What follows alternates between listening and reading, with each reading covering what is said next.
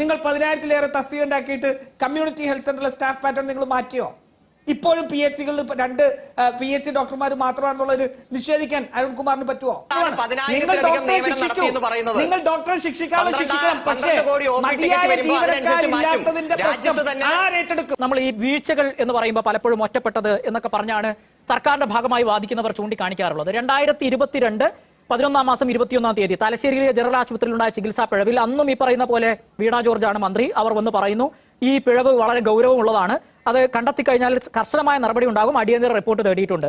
16/1/2023 Mananthavady medical കോളേജിലെ ചികിത്സാ പിഴവ് സമാനമായ ടിറ്റോ പ്രതികരണം തന്നെയാണ് മന്ത്രിയുടേത്. ഏതെങ്കിലും വീഴ്ച ഉണ്ടായിട്ടുണ്ടോ എന്നത് പരിശോധിക്കുകയാണ്. അനുബന്ധ കാര്യങ്ങൾ ഉൾപ്പെടെയുള്ളവയിൽ ഇന്ന് ഉച്ചയ്ക്ക് മുമ്പ് റിപ്പോർട്ട് തേടിയിട്ടുണ്ട്.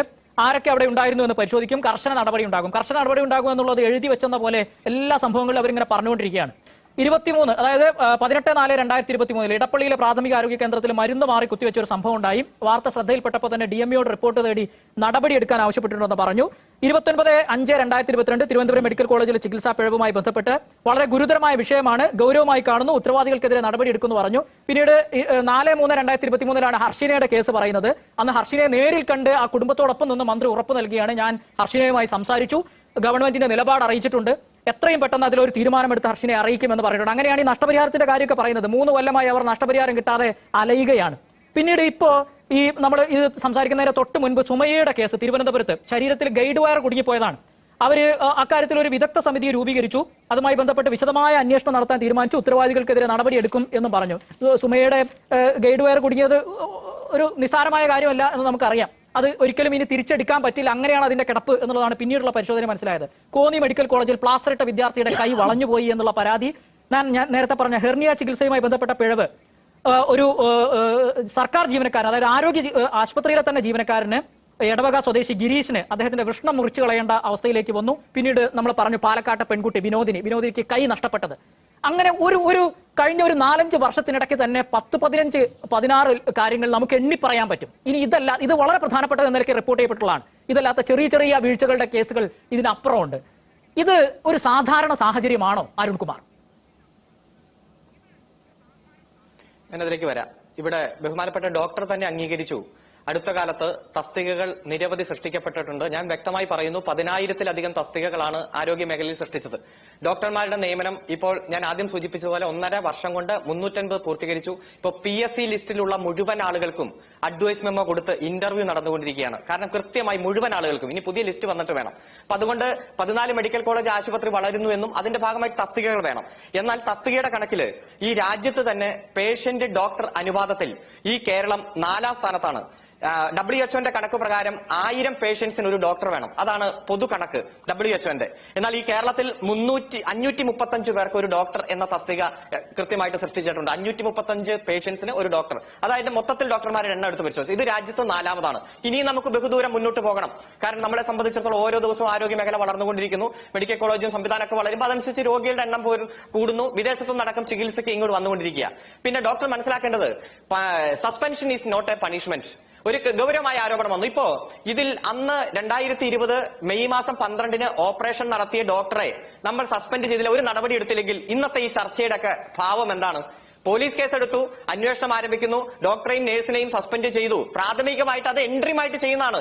പ്രൈമാ ഫേസി കേസുണ്ട് എന്ന് ബോധ്യപ്പെടുമ്പോൾ അന്ന് ഓപ്പറേഷന് നേതൃത്വം കൊടുത്ത ഡോക്ടറുടെ ഭാഗത്തു നിന്നുള്ള നെഗ്ലിജൻസ്. ചർച്ചകളിൽ വരുന്ന ചോദ്യങ്ങളെ ബോധിപ്പിക്കുക എന്നുള്ളതിന് വേണ്ടി മാത്രമാണല്ല, അങ്ങനെയാണോ സർക്കാർ പ്രവർത്തിക്കുന്നത്? ഒരിക്കലും അല്ല. ആദ്യം അല്ല, ഈ രാജ്യത്തെ സർവീസ് നിയമങ്ങൾക്ക് ബാധകമായിട്ട് മാത്രമേ ഡോക്ടർമാർക്കെതിരെയും മറ്റ് ഗവൺമെന്റ് ഉദ്യോഗസ്ഥന്മാർക്കെതിരെയും നടപടിയെടുക്കാൻ പറ്റൂ. ആ സർവീസ് നിയമങ്ങൾക്ക് വിരുദ്ധമായി നടപടിയെടുത്ത പിറ്റേ ദിവസം കോടതി ഇടപെടും. അപ്പോൾ സസ്പെൻഷൻ കഴിഞ്ഞ് നിശ്ചിത കാലത്തിനുള്ള എൻക്വയറി പൂർത്തീകരിച്ച് സുപ്രീം കോടതി വിധി പ്രകാരം മെഡിക്കൽ ബോർഡ് രൂപീകരിച്ച് മെഡിക്കൽ നെഗ്ലിജൻസ് ഉണ്ടോ എന്ന് പ്രൂവ് ചെയ്താൽ തുടർ നടപടികളുടെ ഭാഗമായിട്ട് പോകും. ഇപ്പൊ പറഞ്ഞല്ലോ ഹർഷീനയ്ക്ക് എന്താണ് കൊടുത്തത് എന്ന് ചോദിച്ചു. ഹർഷീനയ്ക്ക് ഗവൺമെന്റ് 2 ലക്ഷം രൂപ കൃത്യമായി പ്രാഥമികമായിട്ടുള്ള സഹായം, മറ്റു കാര്യങ്ങൾ മെഡിക്കൽ നെഗ്ലിജൻസും മറ്റു കാര്യങ്ങളും വരുമ്പോൾ വലിയ സഹായം, ആ 2 ലക്ഷം ലക്ഷം രൂപ അവർ കൈപ്പറ്റാൻ തയ്യാറായില്ല. മറിച്ച് മറ്റ് മാസം 4000 രൂപ കിട്ടുന്ന ഒരു സ്കീമിൽ ഉൾപ്പെടുത്തി അത് അവർ കൈപ്പറ്റുന്നുണ്ട്. അത്തരത്തിൽ ഗവൺമെന്റിനെ സംബന്ധിച്ചിടത്തോളം നിയമത്തിന്റെ പരിധിയിൽ നിന്നുകൊണ്ട് ചെയ്യാവുന്ന മാക്സിമം കാര്യങ്ങളാണ് ചെയ്യുന്നത്. ഇപ്പൊ ബഹുമാനപ്പെട്ട ആങ്കർ ഇവിടെ 14 നെഗ്ലിജൻസ് ചൂണ്ടിക്കാണിച്ചു. ഒരൊറ്റ നെഗ്ലിജൻസ് ഉണ്ടാകാൻ പാടില്ല. കാരണം നമ്മുടെ ആരോഗ്യ മേഖലയിൽ ആശുപത്രി സൗകര്യങ്ങൾ, മെഡിക്കൽ സൗകര്യങ്ങൾ, ജീവനക്കാർ, ഏറ്റവും മികച്ച ഡോക്ടർമാർ, ലോക പ്രശസ്തരായിട്ടുള്ള 10-15 ഒക്കെ ഉണ്ട്. എല്ലാം പെർഫെക്റ്റ് ആണെന്ന വാദം താങ്കൾക്കില്ല. ചുരുങ്ങിയ പക്ഷെ അതെങ്കിലും ഇല്ല അല്ലേ അരുൺകുമാർ? അല്ല, താങ്കൾ പറഞ്ഞ ഓരോ നെഗ്ലിജൻസും, താങ്കൾ പറഞ്ഞ ഓരോ ചൂണ്ടിക്കാണിച്ച കാര്യവും നെഗ്ലിജൻസ് ആണെന്ന് ഞാൻ പറഞ്ഞില്ല. അത് ഓരോന്നും എടുത്ത് പരിശോധിക്കണം. ഞാൻ ആരോഗ്യ മേഖലയിൽ പ്രവർത്തിക്കുന്ന ഒരാളല്ലല്ലോ. ഓരോന്നും എടുത്ത് അതിന്റെ ഡേറ്റും സമയവും വെച്ച് പരിശോധിച്ചാലേ അത് പറയാൻ കഴിയൂ. പക്ഷേ ഏത് ആരോപണം വന്നാലും അത് അന്വേഷിക്കണം.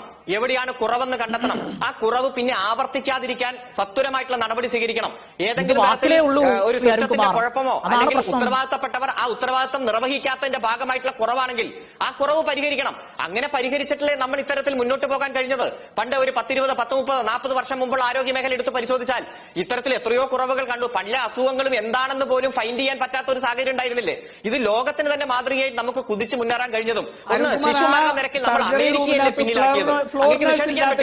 ശിശുമരണ നിരക്കിൽ അമേരിക്കയെ പിന്നിലാക്കി നമ്മൾ മുന്നേറി എന്ന് പറഞ്ഞാൽ അത് ഈ സംസ്ഥാനത്തിന്റെ നേട്ടമല്ലേ? ഇത്തരത്തിൽ എത്രയോ നേട്ടം നമ്മൾ കൈപ്പിടിയിൽ ഒതുക്കി. കോവിഡിന്റെ കാര്യത്തിൽ പോലും നമ്മളെ ദേശീയ തലത്തിൽ, ഇന്റർനാഷണൽ തലത്തിൽ പ്രോത്സാഹിപ്പിക്കുന്ന, അഭിനന്ദിക്കുന്ന എത്രയോ സാഹചര്യങ്ങളുണ്ട്. അതുകൊണ്ട് ഏതെങ്കിലും നെഗ്ലിജൻസ് ഉണ്ടെങ്കിൽ അതിന്റെ കുറവുകൾ കണ്ടെത്തണം, കാര്യങ്ങൾ കണ്ടെത്തണം, അത് പരിഹരിക്കണം, ആവർത്തിക്കാൻ പാടില്ല. ഏതെങ്കിലും തരത്തിൽ ഡോക്ടർമാർക്കെതിരെയോ നഴ്സുമാർക്കെതിരെയോ നടപടിയെടുക്കേണ്ടി വന്നാൽ അതൊരു കുറ്റം, കൃത്യമായിട്ട് അവർക്കെതിരെയുള്ള വിരോധം തീർക്കലല്ല, മറിച്ച് ആ കുറവുകൾ കണ്ടെത്തി പരിഹരിക്കാനും പ്രാഥമികമായിട്ടുള്ള മറുപടിയിലേക്ക് വരാം. ശ്രീ രാജു പി നായർ, പ്രശ്നങ്ങൾ ഉണ്ടാകുമ്പോൾ പരിഹരിക്കാം, അതല്ലാതെ എന്ത് ചെയ്യാൻ പറ്റും? സർക്കാരിന്റെ ചോദ്യം. അല്ല, ആ സർജറി ഹാളിനകത്ത്, ഓപ്പറേഷൻ തിയേറ്ററിനകത്ത് ഫ്ലോർ നേഴ്സ് ഇല്ലാത്തതിന്റെ പ്രശ്നം ആരാണ് പരിഹരിക്കേണ്ടത്? അവിടുത്തെ ഡോക്ടർമാരാണോ? പ്രശ്നം പരിഹരിക്കേണ്ടത് എങ്ങനെയാ? അതാണ് ഞാൻ ചോദിക്കുന്നത്. ആ ഫ്ലോർ നേഴ്സ് അവിടെ ഇല്ലാത്തതിന്റെ പ്രശ്നം ആരാണ് പരിഹരിക്കേണ്ടത്? അരുൺകുമാർ ഒന്ന് പറഞ്ഞതാ. അവിടെയല്ലേ? അതാണല്ലോ നിങ്ങൾ ഈ പറയുന്ന ഫ്ലോർ നേഴ്സ് അവിടെ ഉണ്ടായിരുന്നു നിങ്ങൾ തെളിയിക്കുകയാണെങ്കിൽ ഞങ്ങൾ ഈ സമരം നിർത്താം, വീണ ജോർജിന് വേണ്ടി സ്തുതി പാടാം. പക്ഷെ അവിടെ ഫ്ലോർ നേഴ്സ് ഉണ്ടായിരുന്നില്ലല്ലോ, ഇല്ലല്ലേ? ഈ ഹർഷീനടുത്തും ഉണ്ടായിരുന്നില്ലല്ലോ, മറ്റു നടക്കുന്ന വിഷയങ്ങൾ നടക്കുന്നിടത്ത് ഇല്ലല്ലോ. നിങ്ങൾ പറയുന്നല്ലോ 10,000-ലേറെ തസ്തികൾ ഉണ്ടാക്കിയെന്ന്. ആ 10,000-ലേറെ തസ്തികൾ ഉണ്ടാക്കിയതിൽ ഈ പറയുന്ന 1960 തസ്തിക ഇപ്പോഴും വേക്കന്റ് ആയിട്ട് കിടക്കുകയല്ലേ? നിങ്ങൾ 10,000-ലേറെ തസ്തിക ഉണ്ടാക്കിയിട്ട് കമ്മ്യൂണിറ്റി ഹെൽത്ത് സെന്ററിലെ സ്റ്റാഫ് പാറ്റേൺ നിങ്ങൾ മാറ്റിയോ? ഇപ്പോഴും PHCകളിൽ 2 PHC ഡോക്ടർമാർ മാത്രമാണെന്നുള്ളത് നിഷേധിക്കാൻ അരുൺകുമാറിന് പറ്റുമോ? അപ്പൊ ഇത് നിങ്ങൾ പറയുന്നത് മുഴുവൻ അനാവശ്യമായ കണക്കുകളാണ്. നിങ്ങൾ ഏതോ കാലക്രമത്തിൽ ഉണ്ടാകേണ്ട മാറ്റത്തിന്റെ കണക്ക് പറഞ്ഞുകൊണ്ട് നിങ്ങളുടെ തെറ്റുകളെ, നിങ്ങളുടെ വീഴ്ചകളെ ന്യായീകരിക്കുക. അരുൺകുമാർ ഒറ്റ വാക്കിന് ഇടപെടുന്നുണ്ടല്ലോ, ഒറ്റ മറുപടി പറ. ഈ പറയുന്ന സർജറി നടന്ന ദിവസം അവിടെ ഫ്ലോർ നേഴ്സ് ഉണ്ടായിരുന്നോ? അരുൺകുമാർ പറ. അത് അന്വേഷണ സംഘം കണ്ടെത്തട്ടെ. അതിനാണല്ലോ അന്വേഷണം വച്ചിരിക്കുന്നത്. ഒരു ഓപ്പറേഷൻ തിയേറ്ററിന്റെ ഉള്ളിൽ ആരൊക്കെ ഉണ്ടായിരുന്നു എന്ന് ചാനൽ ചർച്ചയിൽ വെച്ച് എനിക്ക് പറയാൻ പറ്റുമോ? അവിടെ ഓപ്പറേഷൻ നടത്തിയ ഡോക്ടർമാരും അവിടുത്തെ രജിസ്റ്ററും ഒക്കെ പരിശോധിച്ചിട്ട് അന്വേഷണ സംഘം കണ്ടെത്തട്ടെ. എനിക്കുള്ള സോഴ്സ് ഇല്ല. അവിടെ ഇല്ലാത്തതുകൊണ്ട് ഇതുണ്ടായിരുന്നില്ല എന്ന് വളരെ വ്യക്തമായിട്ട് പറഞ്ഞു. അന്വേഷണ സംഘം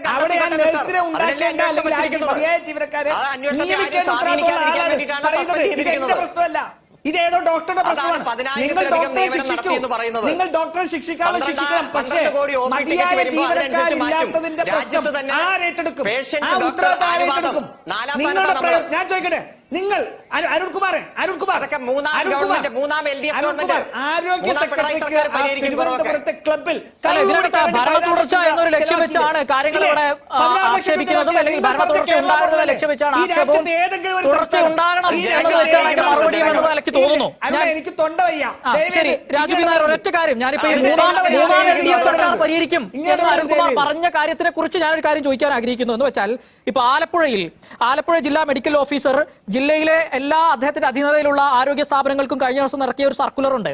ആ സർക്കുലറിന്റെ ആദ്യത്തെ വരി ഇങ്ങനെയാണ്: തെരഞ്ഞെടുപ്പ് കാലമായതിനാൽ പൊതുജനങ്ങളുമായി നേരിട്ട് ഇടപെടുന്ന OP, casualty, emergency care, diagnostic പോയിന്റുകൾ, ഒപ്പം ഫാർമസി, മോർച്ചറി എന്നിവിടങ്ങളിൽ അനിഷ്ട സംഭവങ്ങൾ ഉണ്ടാകാതെ ശ്രദ്ധിക്കാൻ പ്രത്യേക മേൽനോട്ടം വേണമെന്ന് അറിയിച്ചിട്ടുള്ളതിനാൽ ആവശ്യമായ നടപടികൾ സ്വീകരിക്കണമെന്ന് നിർദ്ദേശിക്കുന്നു. അപ്പൊ തെരഞ്ഞെടുപ്പ് എല്ലാ കാലത്തും ഉണ്ടായാൽ നാട് നന്നാവും. തെരഞ്ഞെടുപ്പാണ് നിങ്ങളുടെ പ്രധാനപ്പെട്ട ലക്ഷ്യം. എങ്ങനെയെങ്കിലും തെരഞ്ഞെടുപ്പ് ജയിക്കുക എന്നുള്ളതേ ഉള്ളോ അരുൺകുമാർ? അതൊക്കെ ഞാൻ പറഞ്ഞല്ലോ, ഞങ്ങൾക്ക് കഴിഞ്ഞ തെരഞ്ഞെടുപ്പിൽ 99 സീറ്റ് കിട്ടുമ്പോഴും 45% വോട്ടാണ് ഉള്ളത്. അപ്പോ 56% അപ്പുറത്താണ്. ചില ഉദ്യോഗസ്ഥന്മാർക്കൊക്കെ കൃത്യമായിട്ടുള്ള രാഷ്ട്രീയം. ഞങ്ങളെ സംബന്ധിച്ചിടത്തോളം ഈ ഭരണം തുടർച്ചയുണ്ടെങ്കിൽ 10 വർഷം കൊണ്ട് 10,100 പുതിയ നിയമനം നടത്താൻ കഴിഞ്ഞെങ്കിൽ, ഡോക്ടർമാരുടെ ഒഴിവുകൾ നികത്താൻ കഴിഞ്ഞെങ്കിൽ, PSC റാങ്ക് ലിസ്റ്റിലുള്ള മുഴുവൻ ആളുകളെ നിയമിക്കാൻ കഴിഞ്ഞെങ്കിൽ അതിന് തുടർച്ച വേണം.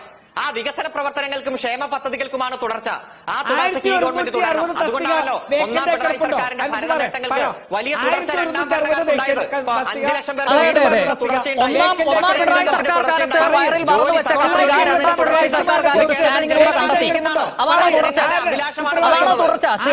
ഇവർ ആരോപണം നേടി. ഒന്നാം പിണറായി സർക്കാർ കാലത്ത് വയറ്റിൽ തുന്നിവെച്ച കത്രിക രണ്ടാം പിണറായി സർക്കാർ കാലത്ത് സ്കാനിങ്ങിൽ കണ്ടെത്തിയതാണോ തുടർച്ച? അതാണോ തുടർച്ച? അല്ലല്ല, ഒറ്റ മിനിറ്റ്.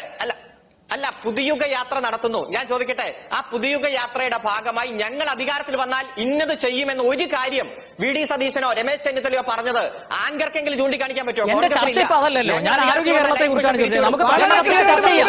അത് നമുക്ക് വേറൊരു ദിവസം 2 കൂട്ടരുടെ പഠനപത്രികയും ഈ തെരഞ്ഞെടുപ്പ് വാഗ്ദാനവും ഇതുവരെ വാഗ്ദാനം നൽകിയ ചെയ്തതൊക്കെ നമുക്ക് ചർച്ച ചെയ്യാം.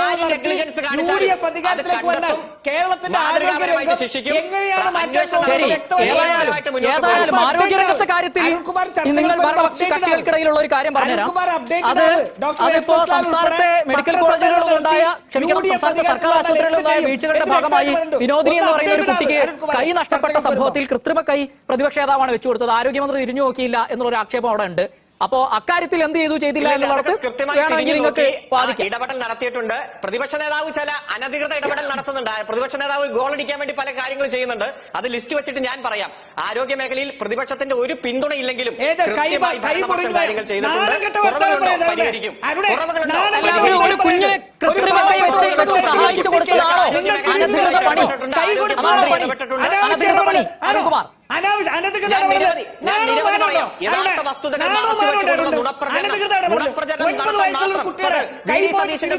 എന്ന് പറഞ്ഞൊരു